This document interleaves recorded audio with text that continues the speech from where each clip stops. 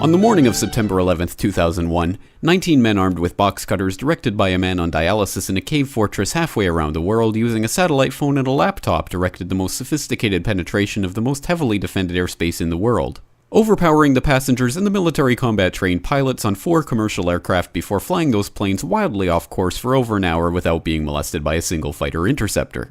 These 19 hijackers, devout religious fundamentalists who like to drink alcohol, snort cocaine, and live with pink-haired strippers, managed to knock down 3 buildings with 2 planes in New York, while in Washington a pilot who couldn't handle a single-engine Cessna was able to fly a 757 in an 8,000-foot descending 270-degree corkscrew turn to come exactly level with the ground, hitting the Pentagon in the budget analyst office where DoD staffers were working on the mystery of the $2.3 trillion that Defense Secretary Donald Rumsfeld had announced missing from the Pentagon's coffers in a press conference the day before, on September 10th, 2001. Luckily, the news anchors knew who did it within minutes. Osama bin Laden. The pundits knew within hours. Osama bin Laden. The administration knew within the day. Terrorists who committed these acts and those who harbor them. And the evidence literally fell into the FBI's lap. That a hijacker's passport was found blocks from the World Trade Center crash site, if you can believe that. But for some reason, a bunch of crazy conspiracy theorists demanded an investigation into the greatest attack on American soil in history. That investigation was delayed, underfunded, set up to fail, a conflict of interest, and a cover-up from start to finish. It was based on testimony extracted through torture, the records of which were destroyed. It failed to mention the existence of WTC-7, Able Danger, P-TECH, Sibel Edmonds, OBL and the CIA, and the drills of hijacked aircraft being flown into buildings that were being simulated at the precise same time that those events were actually happening.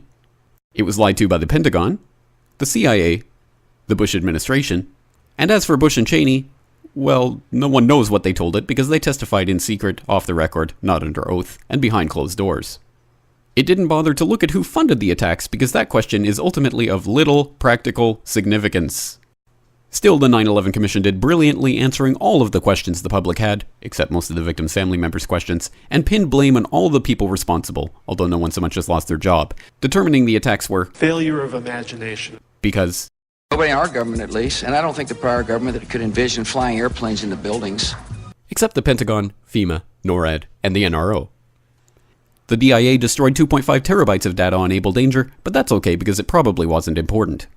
The SEC destroyed their records on the investigation into the insider trading before the attacks, but that's okay because destroying the records of the largest investigation in SEC history is just part of routine record keeping.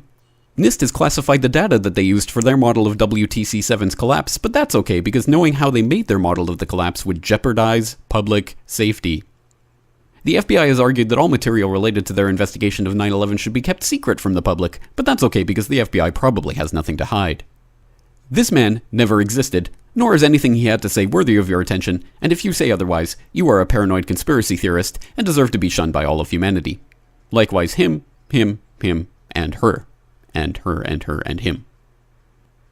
Osama bin Laden lived in a cave fortress in the hills of Afghanistan, but somehow got away.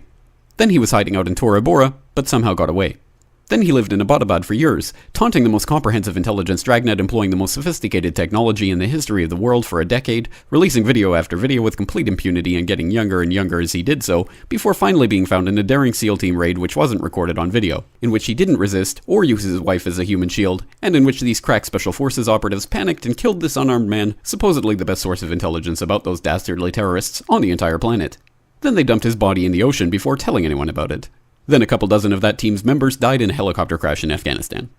This is the story of 9/11, brought to you by the media which told you the hard truths about his head could be seen to move violently forward.